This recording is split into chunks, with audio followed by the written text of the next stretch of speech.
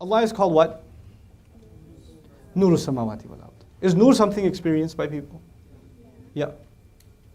So Allah doesn't have to say Allah is, before I explain the analogy to you in depth, which I won't today, but just a touch of it. Just a touch of it. Crumbs. Well, your crumbs, yeah. You have, what's the way by which we can see? Light. The Arabs actually called, one of the words for the eye in Arabic is nur. Also another word for vision is nur. And the guy who is blind, the a'ma is also called faqidu nur al-basar. He doesn't have light in the eye. The twinkle of the eye, they would consider that the ability of the eye to see. The light of the eye. Obviously also our lights, not getting too scientific, but our lights, our eyes, when do they function? When there is what? Light. If there's no light, they don't function. There's no purpose to them if there's no light. Our way to observe reality around us is through our vision. We don't know what a tree looks like. We don't know what our parents look like. We don't know anything that anything looks like. We don't know beauty. We don't know, incentive. We don't know any of those things until we have something to see, right? And even those who can't see use their imagination to see. They wonder what it must look like. In their mind, they have a picture, right? So Allah calls Himself Nur. But not just any Nur. He called Himself Nuru Samawati wal Ard, which is particular. Like Allah doesn't just call Himself Rabb. He calls Himself Rabbul Alameen, Rabbul Samawati wal Ard. He associated that light to the skies and the earth. The skies and the earth is the Qur'an's reference to the physical universe. What you can see, as far as your imagination goes in the universe. Now Allah is comparing Himself to your ability to, the thing you need to be able to see the universe for what it is. What Allah is saying here in brief is, without Allah, you don't really see anything. You don't really see anything. You think you see it. But looking at the skies and the earth, without Allah, you are as lost as to what it really is as someone who's blind and can only imagine what it must really be. Someone who has faith in Allah has a light has the real light through which they can see, and then they see reality. Now, I see a tree, and someone who studies agriculture and has a PhD in trees in Texas, and people do that sort of thing, sees a tree. And I can't tell you much about that tree, and he can write a book on that tree. But if he doesn't have Allah in his heart, guess what? He doesn't see it for what it is. And I do. I have an advantage over him because I have Nuru Samawati wal Ard. Then, of course, when you're talking about Allah, you're talking about something that can't be encapsulated. But this is a simile, this is a parable. You want to think about Allah the way you want to think about the light with which you use to understand the world around you. Why is it a parable? Is Allah Himself make it clear that it's a parable? Allahu nuru samawati wal ard mathalu nurihi. The example of His light. Now the idafa changed. Instead of being the light of the skies and the earth, now it's becoming His light. Meaning the light that He just referred to in this ayah, the parable He just gave. What can it be given a parallel to? Kamishkatin fiha misbah, to an indent, a niche in a wall. They do this in Texas construction, by the way. I haven't seen it much in the East Coast because we don't have anything in the East Coast. But whatever.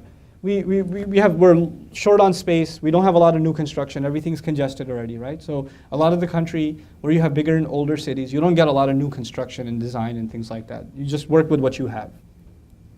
In Texas, they build these niches, large rooms, so there's the light wants to spread. So they'll build this kind of arch thing, and it's indented. You're supposed to put a lamp in there or a light in there or some art in there or something like that. Now this is actually an ancient construction piece. To put a dent inside the wall, a niche, an arch inside the wall. Why? Because they put a lamp in there, and because of the shape of the arch, the light spreads to the entire room. It reflects off of it and lights up the entire room. Okay? So the purpose of that niche is to spread the light. That's what it does. That's called a mishkat. Mishkat. So the example of Allah's light is, you can think of it as an arch, fiha misbah, in which there's a lamp. Al-misbahu fi zujaja, the lamp is in a glass. And then he goes on to further describe the glass. But the interesting thing is, you're thinking about a house and a room that's dark originally. It's dark. And the only thing that, the place you would expect the light to be is where? Inside this arch. But that arch is empty unless you put what there? A lamp, and that lamp has to be lit. And if that lamp is going to survive, it has to have the right kind of oil. Pure oil. And the glass should be clean, because if the glass is dirty, light won't light up the room. It'll still be a damp room, right? That arch is actually the rib cage. In the analogy, it's describing a rib cage. It looks like an arch. And in it, Allah placed a hole, and in that hole He put a lamp. What's that lamp? Our heart. It's our heart. And then, describing that heart, He said, it's got the most refined material inside. Pure. Not inclining to the east nor the west. La sharqiyya wa la gharbiyya. In other words, you won't find this kind of oil in the east coast. You won't find it on the west coast. It's not even from this earth. It is otherworldly. You know where it's from? From Allah. That's the ruh. It's pure. It's pure. And that light, if you know something about pure, like gasoline or oil, like really refined oil, if the fire's over here and the gas is over there, what does it look to do? It actually jumps to it. It looks to the physical eye like it's jumping to it. That's why Allah says, يَكَادُ زَيْتُهَا يُضِيءُ. Its oil wants to light up.